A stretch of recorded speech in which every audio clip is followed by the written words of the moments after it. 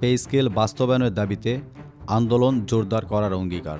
দর্শক, পে স্কেলের সর্বশেষ আপডেটটি পেতে অবশ্যই আমাদের চ্যানেলটিকে সাবস্ক্রাইব করে পাশে থাকা বেল আইকনটি অলে ক্লিক করে রাখুন প্রত্যেকটি ভিডিও নোটিফিকেশন সবার আগে পাওয়ার জন্য। তো এখন জেনে নেব বিস্তারিত। এর আগে সরকারি কর্মচারীদের দাবি আদায় ঐক্য পরিষদের মুখ্য সমন্বয়ক ওয়ারেস আলী জানান, তারা শান্তিপূর্ণভাবে এবং কর্মচারী শৃঙ্খলা বিধির মধ্য থেকেই কিন্তু আন্দোলন চালিয়ে যাচ্ছেন।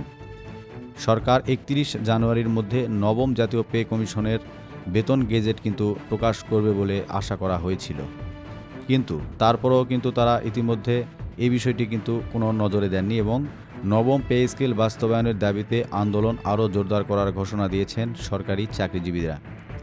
শুক্রবার যমুনা ঘেরাও করতে গিয়ে ৩২ জনের বেশি কর্মচারী আহত হয়েছেন।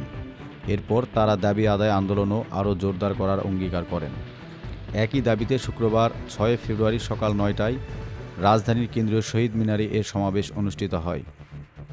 এর আগে কিন্তু সরকারি কর্মচারী দাবি আদায় ঐক্য পরিষদের মুখ্য সমন্বয়ক ওয়ারেস আলী জানান, তারা শান্তিপূর্ণভাবে এবং কর্মচারী শৃঙ্খলা বিধির মধ্যেই কিন্তু আন্দোলন চালিয়ে যাচ্ছেন। সরকার ৩১ জানুয়ারির মধ্যে নবম জাতীয় পে কমিশনের গেজেট প্রকাশ করবে বলে আশা করা হয়েছিল। সরকারি কর্মকর্তা যারা রয়েছে তাদের দাবি আদায় ঐক্য পরিষদের মুখ্য সমন্বয়ক ওয়ারিস আলী বলেন, শান্তিপূর্ণ এবং শৃঙ্খলার বিধির মধ্যেই কিন্তু তারা সব কিছু পালন করে আসছিল এবং এর মধ্য থেকে আন্দোলন চালিয়ে যাচ্ছেন।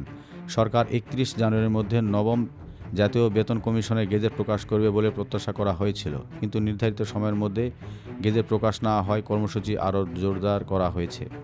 শিক্ষাসহ যে সকল আপডেটগুলো রয়েছে সেগুলো আপনারা আমাদের চ্যানেলে পেয়ে যাবেন। তো সেই কারণে আমাদের চ্যানেলটিকে অবশ্যই সাবস্ক্রাইব করে পাশে থাকা বেল আইকনটি অলে ক্লিক করে রাখবেন প্রত্যেকটি গুরুত্বপূর্ণ ভিডিওগুলো সবার আগে পাওয়ার জন্য। দেখা হচ্ছে পরবর্তী একটি গুরুত্বপূর্ণ ভিডিওতে। ততক্ষণ পর্যন্ত সকলে ভালো থাকবেন।